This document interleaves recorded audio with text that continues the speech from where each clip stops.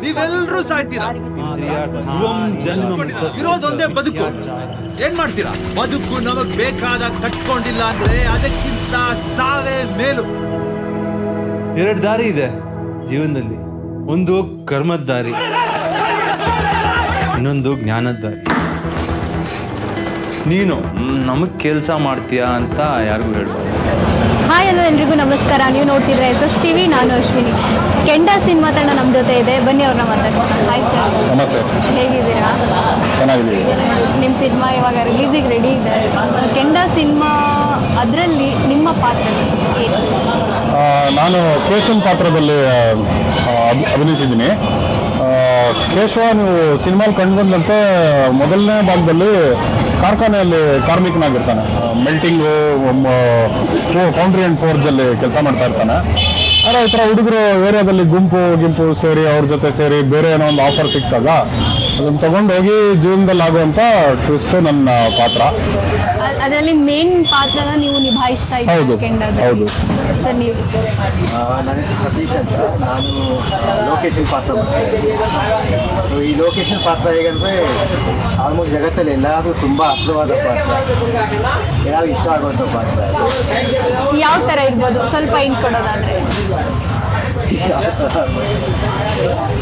Full ಯಾವ ಅಂತ ಹೇಳೋದಕ್ಕೆ ಹೋಗಲ್ಲ, ಬಟ್ ಅದೇ ಕೆಲವರಿಗೆ ಇದು ಅಜ್ಜಿ ತಾತ ಅಂತ ಹಿಡಿದು ಕಾಲೇಜ್ ಹುಡುಗರಿಗೆ ಎಲ್ಲರಿಗೂ ಹತ್ರ ಆಗುವಂಥ ಪಾತ್ರ. ಕೆಲವರಿಗೆ ಬೆಳಗ್ಗೆ ಹೊತ್ತೇ ನೆನಪಾಗ್ತದೆ, ಕೆಲವರಿಗೆ ಸಾಯಂಕಾಲ ಹೊತ್ತು ನೆನಪಾಗ್ತದೆ. ಆ ಥರ ಸಿನಿಮಾದ ಟೈಟಲ್ಲು ಕೆಂಡ ಅಂತ ಇಟ್ಟಿದ್ದೀರಾ. ಅಂದರೆ ಮೂವಿ ಪೂರ್ತಿ ನೀವು ಕೆಂಡ ಥರ ಯಾವಾಗಲೂ ಅಷ್ಟು ಅಂದರೆ ಇದರಲ್ಲಿ ಇರ್ತೀರಾ ಅಂತ? ಮೂವಿ ಪೂರ್ತಿ ಎಲ್ಲೋ ಒಂದು ಕಡೆ ಬೂದಿ ಮುಚ್ಚಿರೋ ಕೆಂಡ ಅನ್ನೋ ಆಡ್ಮಾತು ಅಪ್ಲೈ ಆಗುತ್ತೆ ಅಂತ ನನಗನ್ನಿಸ್ತಾ ಇದೆ. ಗೊತ್ತಾಗಲ್ಲ ಅಲ್ಲಿ ಏನು ಆಗ್ಬೋದು ಅನ್ನೋ ಚಾನ್ಸಸ್ ಹೇಳೋಕ್ಕಾಗಲ್ಲ. ಅನ್ಪ್ರಿಡಿಕ್ಟಬಲ್ ಅಂತ ಹೇಳ್ತೀನಿ. ಅಂದರೆ ಗೆಸ್ ಮಾಡೋಕ್ಕಾಗಲ್ಲ ಏನು. ಅಲ್ಲ, ಬೂದಿ ಮುಚ್ಚಿದೆ ಅಂದರೆ ಬಿಸಿದೆ ಗೊತ್ತಾಗಲ್ಲ, ಹಂಗೆ ಹೇಳಕ್ ಬಂದಿದ್ದೆ. ಇವಾಗ ಕೆಂಡ ಅಂತಂದರೆ ನೀವು ಹೇಳಿದಾಗೆ ಬೂದಿ ಮುಚ್ಚಿರೋ ಕೆಂಡ ಥರನೂ ಇದೆ. ಇವಾಗ ಕೆಲವೊಂದು ಕಡೆ ಪಾತ್ರಗಳನ್ನು ನಾವು ಗೆಸ್ ಮಾಡೋಕ್ಕಾಗಲ್ಲ. ನಿಮ್ಮಲ್ಲಿ ಜೀವನದ ಬೆಂಕಿನ ತಗೊಂಡು ಕೆಂಡವಾಗಿರೋದಾ ಅಥವಾ ಬರೀ ಕೆಂಡ? ಜೀವನದ ಬೆಂಕಿ ತಗೊಂಡೆ ಖಂಡಿತ ಕೆಂಡ ಆಗಿರೋದು ಅಂತ ಕಥೆನೂ ಹಂಗೆ ಇದೆ. ರೂಪಾ ಅಯ್ಯರವರು ಆಲ್ರೆಡಿ ಒಂದು ಗಂಟು ಮೂಟೆ ಸಿನಿಮಾನ ಮಾಡಿದ್ದು 2019 ರಿಲೀಸ್ ಆಗಿತ್ತು. ಅದು ತಕ್ಕ ಮಟ್ಟಿಗೆ ಹೆಸರನ್ನು ಕೂಡ ಮಾಡಿತ್ತು. ಇವಾಗ ಎರಡನೇ ಮೂವಿ ಕೂಡ ಅವರು ಬಂದು ಈ ಸಿನಿಮಾದ ಕತೆ ಹೇಳಿ ನೀವು ಮಾಡಬೇಕು ಅಂತಂದಾಗ ಹೇಗಿತ್ತು ಆ ಸಂದರ್ಭ? ಖುಷಿ ಆಯಿತು. ಇದು ಸಾದೇವ್ ಅವ್ರ ಕತೆ ಬರೆದಾಗ ನನಗೆ ಒಂದು ಮಾತು ಹೇಳಿದರು. ನಾನಾಗ ಬೇರೆ ಕಂಪನಿಗೆ ಕೆಲಸ ಮಾಡ್ತಾ ಇದ್ದೆ. ನಾನು ಮಾತಾಡಬೇಕಾದ್ರೆ ಏನನ್ನಿಸ್ತು ಅಂದರೆ, ಈ ಥರ ಕಂಪನಿಗಳಿಗೆ ಕೆಲಸ ಮಾಡಬೇಕಾದ್ರೆ ಇವರ ಡಿಸ್ಪೋಸಬಲ್ ಅಸೆಟ್, ಅಂದರೆ ನಿನ್ನ ತೆಗೆದುಬಿಟ್ಟು ಬೇರೆಯವ್ರನ್ನ ಹಾಕ್ಕೊಬೋದು ಆ ಕೆಲಸಕ್ಕೆ. ಬಟ್ ಇವರು ಕೇಶವನ್ ಪಾತ್ರ ಬರೆದಿದ್ದಾಗ ನಾನು ಒಂದು ಮಾತು ಹೇಳಿದರು, ಅದು ನಂಗೆ ತುಂಬ ಖುಷಿ ಕೊಡ್ತು. ನೀನಲ್ಲದೆ ಕೇಶವನ್ ಪಾತ್ರ ಯಾರು ಮಾಡೋಕ್ಕಾಗಲ್ಲ, you are indisposable for this project ಅಂತ ಹೇಳಿದರು. ಪ್ಲಸ್ ಇದನ್ನು ಒಂದು 7 ವರ್ಷದ ಹಿಂದೆ ಒಂದು ಪೈಲಟ್ ಫಿಲಮ್ ಆಗಿ ಚಿಕ್ಕದಾಗಿ ಮಾಡಿದ್ವಿ. ಅವರು ನ್ಯೂಯಾರ್ಕಲ್ಲಿ ಓದ್ತಾ ಇರಬೇಕಾದ್ರೆ ಅಲ್ಲಿಂದ ಒಂದು ತಂಡ ಬಂತು, ಇದನ್ನು ಒಂದು ಪೈಲಟ್ ಶೂಟಾಗಿ ಮಾಡಿದ್ವಿ. ಅದೇ ಥರ ಲೋಕಿನೂ ಅಷ್ಟೇ, ಅವಾಗಲೂ ನಮ್ಮ ಜೊತೆ ಇದ್ದ, ಈಗಲೂ ನಮ್ಮ ಜೊತೆ ಇದ್ದ. ಲೋಕಿ ಅಂದರೆ ಒಂದು ಪಾತ್ರ ನಾನು ಹೇಳ್ತಾ ಇದ್ದೀನಿ, ಸತೀಶ, ಇವರು ಎಲ್ಲರೂ ಇದ್ವಿ ಇದರಲ್ಲಿ. ಒಂದೇ ನಮ್ಮದೇ ಪ್ರಾಜೆಕ್ಟ್ ಅಂತಲೂ ಹೇಳ್ಬೋದು. ಒಬ್ಬ ಮಿಡಲ್ ಕ್ಲಾಸ್ ವ್ಯಕ್ತಿಯ ಜೀವನದಲ್ಲಿ ನಡೆಯುವಂಥ ಸಂದರ್ಭಗಳನ್ನು ಹೆಂಡು ಮಾಡಿರುವಂಥ ಕಥೆನ ಅಥವಾ ಹೇಗೆ? ಹೌದು ಹೌದು. ಜನಸಾಮಾನ್ಯ ಕಾರ್ಖಾನೆ ಕಾರ್ಮಿಕ ಅಥವಾ ಕೂಲಿ ಕೆಲಸಕ್ಕೆ ಹೋಗೋ ಕಥೆನ ತಗೊಂಡು ಇದು ಮಾಡಿರೋದು. ಸುಮಾರು ಅಬ್ಸರ್ವೇಷನ್ಸ್ ನಡೆದಿದೆ, ಸುಮಾರು ಕ್ಯಾರೆಕ್ಟರ್ ಸ್ಟಡೀಸ್ ನಡೆದಿದೆ. ಇದೆಲ್ಲ ಅಳವಡಿಸ್ಕೊಂಡು ಬರ್ದು ತೆಗೆದಿರೋ ಅಂಥ ಚಿತ್ರ ಇದು. ಇವಾಗ ಸಿನಿಮಾ ರಿಲೀಸ್ ಆದಾಗ ಎಷ್ಟು ಜನಕ್ಕೆ ನಿಮ್ಮ ಪಾತ್ರಗಳನ್ನು ನೋಡಿದಾಗ ನಾವು ಇದೇ ಥರ ಅನ್ನೋ ತುಂಬ ಕನೆಕ್ಟ್ ಆಗುವಂಥ ಸಿಚುವೇಶನ್ ಇದ್ರೆ ಖಂಡಿತ ಇದೆ. ಯಾವ ಥರ ಇರ್ಬೋದು, ಜನಗಳಿಗೆ ಯಾವ ಥರ ಕನೆಕ್ಟ್ ಆಗ್ಬೋದು? ನನ್ಗೇನು ಅನಿಸ್ತು ಅಂದರೆ, ಜನಕ್ಕೆ ಹೇಗೆ ಕನೆಕ್ಟ್ ಆಗೋದು ಅನ್ನೋದಕ್ಕಿಂತ ಇಂಥವನ್ನೇ ಒಂದು ಹೀರೋ ಆಗಿ ಕಾಸ್ಟ್ ಮಾಡಿ ತೋರಿಸಿದಾರಲ್ಲ ಅಂತ, ಇಂಥ ಒಂದು ಕ್ಯಾರೆಕ್ಟರ್ನ ಹೀರೋ ಆಗಿ ಕಾಸ್ಟ್ ಮಾಡಿ ತೋರಿಸಿದಾರ. So celebration of an every day man ಅಂತ ಹೇಳ್ಬೋದು. ನಾನು ಆಲ್ರೆಡಿ ಸಿನಿಮಾ ಇನ್ನು ನೋಡದೇ ಇರೋಕ್ಕೋಸ್ಕರ ಕೇಳ್ತಾ ಇರೋದು. ಇವಾಗ ತುಂಬ ಥರದ ನೋವುಗಳಿರುತ್ತೆ ಜನಸಾಮಾನ್ಯರಲ್ಲಿ, ಕಷ್ಟಗಳಿರುತ್ತೆ. ಇವಾಗ ನಿಮ್ಮ ಸಿನಿಮಾದಲ್ಲಿ ಯಾವ ಥರ ಕಷ್ಟನ ನೀವು ಮೆಸೇಜ್ ರೂಪದಲ್ಲಿ ಹೇಳ್ತಾ ಇದ್ದೀರಾ? ಇದರಿಂದ ಏನಾದರೂ ಒಂದು ಮೆಸೇಜ್ ಕೊಡ್ತಾ ಇದ್ದೀರಾ ಅಂತ?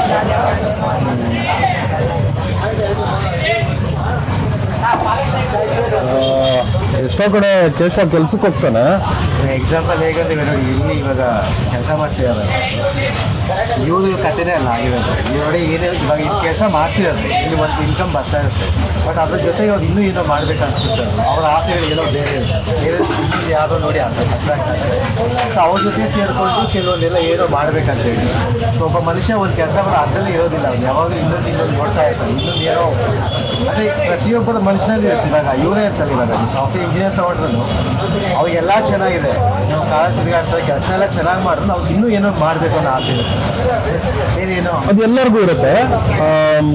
ಅದೇ ಥರ ಇವನಲ್ಲಿ ನಾನು ಏನು ನೋಡಿದೆ ಅಂದರೆ, ಹೆಂಗೋ ಒಂದು ಸ್ವಲ್ಪ ದುಡ್ಡು ಮಾಡ್ಕೊಂಡು ನಾವು ಚೆನ್ನಾಗಾಗಬೇಕು ಅನ್ನೋ ಆಸೆ ನಾನು ತುಂಬ ಕೇಸಲ್ಲಿ ನೋಡಿದೆ. ಅದನ್ನು ನಾನು ಜನರಲ್ಲೂ ನೋಡಿ ತುಂಬ ಮೆಚ್ತೀನಿ. ಎಲ್ಲೋ ಒಂದು ಕಡೆ ನಮ್ಮ ಮನೆ ಹತ್ರ ಈ ಥರ ರೋಡಲ್ಲಿ ಊಟಕ್ಕೆ ಅಂತ ಒಂದು ಕಳ್ಳಂಗಡಿ ಹಾಕಿದ್ರು. ಅಲ್ಲೇನೋ ಪ್ರಾಬ್ಲಮ್ ಆಯಿತು, ಅದನ್ನೆಲ್ಲ ತೆಗೆಸಿದ್ರು. ಅವನು ಬೇರೆ ಇನ್ನೊಂದು ಕಡೆ ಹುಡುಕಿ ಏನೋ ಮಾಡಿ ಅಲ್ಲಿ ಅಡುಗೆ ಮಾಡ್ಕೊಂಡು ಇಲ್ಲಿ ಗಾಡಿಯಲ್ಲಿ ತಂದು ಮಾರ್ಬಿಟ್ಟು ಹೋಗುವಂಥದ್ದು ಮಾಡೋಕ್ಕೆ ಶುರು ಮಾಡ್ದ. ಎಲ್ಲೋ ಒಂದು ದಾರಿ ಇದೆ, ಏನೋ ಒಂದು ಮಾಡಲೇಬೇಕು ಅನ್ನೋ ಒಂದು ಛಲ ಇದೆ, ಒಂದು ಕಿಡಿ ಇದೆ, ಆ ಬೆಂಕಿ ಎಲ್ಲರಲ್ಲೂ ಇದೆ. ಅದನ್ನು ನಾವು ತುಂಬ ಮೆಚ್ತೀವಿ. ಅದನ್ನು ಈ ಸಿನಿಮಾ ಅದ್ರ ಬಗ್ಗೆ ನಾವು ಮಾತಾಡುತ್ತೆ. ಟ್ರೈಲರ್ ಅಲ್ಲಿ ನೀವೇ ಬಿಟ್ಕೊಟ್ಟಂಗೆ 20 ರೂಪಾಯಿಗೆ ಏನ್ ಬೇಕಾದ್ರೂ ಮಾಡ್ತಾರೆ ಅನ್ನೋದೊಂದು ಮಾತಿತ್ತು. ಅದನ್ನ ನೀವು ಪಾಸಿಟಿವ್ ಆಗಿ ಹೇಳ್ತಿದ್ರೆ, ನೆಗೆಟಿವ್ ಆಗಿ ಹೇಳ್ತಿದ್ರೆ? 20 ರೂಪಾಯಿಗೂ ಅಷ್ಟು 20 ರೂಪಾಯಿ ಇಂಪಾರ್ಟೆಂಟ್ ಒಬ್ಬ ವ್ಯಕ್ತಿಗೆ ಅಂತ ಹೇಳ್ತಾ ಇದ್ದೀರಾ? 20 ರೂಪಾಯಿಗೋಸ್ಕರ ಏನ್ ಬೇಕಾದ್ರೂ ಮಾಡಕ್ಕೆ ರೆಡಿ? ನ್ಯೂಟ್ರಲ್ ಆಗಿ ಹೇಳ್ತಾ ಇದೀವಿ, as an observer of the society ಹೇಳ್ತಾ ಇದೀವಿ ಅಂತ ನನ್ನ ಅನಿಸಿಕೆ. ಇನ್ಫ್ಯಾಕ್ಟ್ ನೀವು ಇದನ್ನ ಖಂಡಿತ ನಿರ್ದೇಶಕರ ಹತ್ರ ಕೇಳಬೇಕು. ನೀವೇನು ಹೇಳಕ್ಕೆ ಬಯಸ್ತೀರಾ ಅದ್ರ ಬಗ್ಗೆ? ಇವನೇ ಹೇಳೋದು ಅದನ್ನ 20 ರೂಪಾಯಿಗೆ ಏನು ಬೇಕು ಇವನೇ ಹೇಳೋದು. ಅದು ನೆಗೆಟಿವ್ ಪಾಸಿಟಿವ್ ಎರಡೂ ಇದೆ. ಇನ್ನೊಂದು ಹೇಳಿ ಇವಾಗ ಯಾವ ಫ್ರೆಂಡ್ ಹೇಳ್ತಾ ಇದ್ದೀನಿ, ಜನಸಂಖ್ಯೆ ಎಷ್ಟಿದೆ ಅಂತ ಹೇಳಿದ್ರೆ ಬಿಹಾರಲ್ಲಿ 50 ರೂಪಾಯಿ ಕೊಟ್ಟಿರೋದು ಕೊನೆ ಮಾಡಿದ್ದಾರೆ.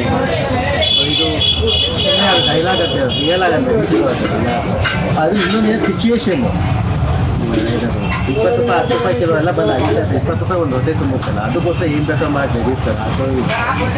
ಈ ತರದ್ದು ಘಟನೆಗಳು ಲೈವ್ ಆಗಿ ಏನಾದ್ರು ನೋಡಿದ್ರ? ಏನಾದ್ರು ಗೊತ್ತಿರೋ ಅಂದ್ರೆ ಇಷ್ಟು ದುಡ್ಡಿಗೆ ಈ ತರ ಮಾಡ್ತಾ ಇದ್ದಾರೆ? ಇಲ್ಲ, ನಾನು ತುಂಬಾ ಅಬ್ಸರ್ವ್ ಮಾಡ್ತಿರ್ತೀನಿ. ಮೆಜೆಸ್ಟಿಕಲ್ಲಿ ಹೋಗಿ ನಿಂತ್ಕೊಂಡ್ರೆ ರೈಲ್ವೆ ಸ್ಟೇಷನ್ ಮುಂದೆ ಇದೆ. ರೈಲ್ವೆ ಸ್ಟೇಷನಿಂದ ತುಂಬ ಹೊರಗಡೆಯಿಂದ ತುಂಬ ಜನ ಬರ್ತಾ ಇದ್ದಾರೆ. ಅದೆಲ್ಲ ಹುಟ್ಟಿದ ಬಟ್ಟೆ ಏನೋ ಗಂಟು ಎಲ್ಲ ಕಟ್ಕೊಂಡು ಬಂದ್ಬಿಟ್ಟಿರ್ತಾರೆ. ಅಂಥವ್ರು ಏನಕ್ಕೆ ಬರ್ತಿದ್ದಾರೆ ಅಂದರೆ ಇಲ್ಲಿ ಬೇರೆ ಏನೋ ಕೆಲಸಗಳು ಬರ್ತಿತ್ತು. ಅಂಥವ್ರು ನೋಡಿದಾಗ ನನಗೆ ಭಯ ಆಗೋದು ಒಂದೇ ಒಂದು, ಇವ್ರು ಹೇಗಿರ್ತಾರಂತೆ ಇವ್ರಿಗೆ ಸ್ವಲ್ಪ ಸಣ್ಣ ಪುಟ್ಟ ಅಮೌಂಟ್ ಕೊಟ್ಟು ಏನು ಮಾಡೋದು ಮಾಡ್ಬಿಡ್ತಾರೆ. ಬ್ಯಾಗ್ ಇದೆ, ಬ್ಯಾಗ್ ಅಂತಂದರೆ ಗೊತ್ತಿಲ್ಲ ಅವ್ರಿಗೆ, ಅಷ್ಟೊಂದೆಲ್ಲ ಎಜುಕೇಷನ್ ಇರಲ್ಲ. ಬ್ಯಾಗ್ ಏನೋ ಇಟ್ಟಿರ್ಬೋದಲ್ಲ, ಬಾಂಬು ಇಟ್ಟಿರ್ಬೋದು. ತಗೊಂಡು ಅಲ್ಲಿ ಇಟ್ಬಿಟ್ಟು ಬಂದು 100 ರೂಪಾಯಿ ಕೊಡ್ತೀವಿ ಹೋಗ್ಬಿಡ್ತಾವೆ ಆರಾಮ. ಆ 100 ರೂಪಾಯಿ ಅವ್ನಿಗೆ ಇಂಪಾರ್ಟೆಂಟ್ ಹೊರತು ಅಲ್ಲಿ ಏನಾಗುತ್ತೆ ಅದರಿಂದ ಏನಾಗುತ್ತೆ ಅದು ಗೊತ್ತಾಗಲ್ಲ. ಯಾಕಂದ್ರೆ ಅವ್ರಿಗೆ ಆ ತಲೆಗೆ ಬೇಕು ಇಲ್ಲ, ಹಂಗೆ ಕೊಡ್ತಿರ್ತೀಯ ರಾಕಿರ್ತಾ ಇರಲ್ಲ ಚೆನ್ನಾಗಿ. ಅಂದ್ರೆ ಆದಷ್ಟು ನೈಜ ಘಟನೆನ ಸ್ವಲ್ಪ ಇದರಲ್ಲಿ ಆ್ಯಡ್ ಮಾಡಿದ್ದೀರಾ ಅಂತ ಅನ್ಸುತ್ತೆ. ಇವಾಗ ಈಗ ಸಿನಿಮಾ ಲಿಸ್ಟಲ್ಲಿ ನೋಡೋದಾದ್ರೆ ಎಷ್ಟು ಸಿನಿಮಾಗಳು ರಿಲೀಸ್ ಆಗಿದೆ, ದೊಡ್ಡ ಸ್ಟಾರ್ ಸಿನಿಮಾಗಳು ರಿಲೀಸ್ ಆಗ್ತಾ ಇದೆ. ಅಷ್ಟು ಜನಗಳ ಮಧ್ಯೆ ಬಂದು ಹೋಗಿರೋದು ಸುಮಾರು ಕಾಣಿಸುತ್ತೆ ನನಗೆ ಹೆಸರಿಗಿಲ್ಲ. ಆದ್ರೆ ಅದನ್ನೆಲ್ಲ ಮೆಟ್ಟಿ ನಿಲ್ಲುತ್ತೆ ಕೆಂಡ ಅಂತ ನಂಬಿಕೆ ನಮಗಿದೆ. ಏನಾಗುತ್ತೆ ಅಂತ ಕಾದು ನೋಡ್ಬೇಕು. ಎಕ್ಸಾಮ್ ಬರ್ತಿದ್ದೀವಿ, ಈಗ ರಿಸಲ್ಟ್ ಬರುತ್ತೆ. ಇಲ್ಲಿ ಆಕ್ಚುಲಿ ಇಂಟರ್ವ್ಯೂ ಮಾಡೋಕ್ಕೆ ರೀಸನ್ ನಿಮ್ಮ ಸಿನಿಮಾದಲ್ಲಿರೋ ಪಾತ್ರಗಳು ಕೂಡ ಇದೇ ಥರದ್ದು ಅನ್ನೋ ಕಾರಣಕ್ಕ ಅಥವಾ ಹೇಗೆ? ಕ್ಲಾರಿಟಿ ಕಂಫರ್ಟಬಲ್ ಆಗಿದೆ ಮೇಡಮ್, ಒಂಥರ ಕ್ಲೋಸರ್ ಟು ಹೋಮ್ ಅಂತೀವಲ್ಲ ಹಾಗೆ. ಸೊ ಅದು ನೋಡಿದಾಗ್ಲೂ ಅನ್ಸುತ್ತೆ, ಯಾಕಂದ್ರೆ ಆ ಪಾತ್ರಗಳು ಎಲ್ಲೋ ನಮ್ಮ ಅಕ್ಕಪಕ್ಕದಲ್ಲೇ ಇರೋ ಥರ. ನಾವು ಎಲ್ಲೋ ಬೆಳಗ್ಗೆ ಇದ್ರೆ ನಾವೆಲ್ಲ ಥರದ ಪಾತ್ರಗಳನ್ನು ನಾವು ಕಣ್ಣಾರೆ ನೋಡ್ತಾ ಇರ್ತೀವಿ. ಆಗ ಟ್ರೈಲರ್ ನೋಡಿದಾಗ್ಲೂ ನನಗೆ ಅನ್ಸುತ್ತೆ, ಹೌದು ಈ ಥರ ನಾವು ನೋಡ್ತಾ ಇರ್ತೀವಿ ಡೈಲಿ ಎಲ್ಲೋ ಒಂದು ಕಡೆ. ಏನೋ ಒಬ್ಬ ವ್ಯಕ್ತಿನೇ ಆಗಬೇಕು ಅಂತ ಏನಿಲ್ಲ ತೋರ್ಸೋಕ್ಕೆ, ನಮ್ಮ ಜೀವನದಲ್ಲಿ ಏನೋ ಒಂದು ನಡೆದಿರುತ್ತೆ ಅನ್ನೋದು ನನಗೆ ಟ್ರೈಲರಲ್ಲಿ ಅನಿಸಿದ್ದು. ಇನ್ನು ಸಿನಿಮಾದಲ್ಲಿ ಇನ್ನೂ ಬಾಕಿ ಇದೆ ನೋಡೋಕ್ಕೆ. ಇದೇ ಸಿನಿಮಾ ನಾಳೆ ರಿಲೀಸ್ ಆಗ್ತದೆ, ಏನು ಹೇಳ್ತೀರಾ ವೀಕ್ಷಕರಿಗೆ? ಪ್ಲೀಸ್ ದಯವಿಟ್ಟು ಬಂದು ನೋಡಿ ಸಿನಿಮಾನ. ಇನ್ನೇನು ಹೇಳ್ಬೇಕಪ್ಪ, ಚೆನ್ನಾಗಿದೆ, ಒಳ್ಳೆ ಕಥೆ ಇದೆ ಅಂತ ಹೇಳಕ್ ಬಯಸ್ತೀವಿ. ಕೊಡೋ ದುಡ್ಡು ಮೋಸ ಆಗಲ್ಲ, ಅದು ಪಕ್ಕ ಗ್ಯಾರಂಟಿ.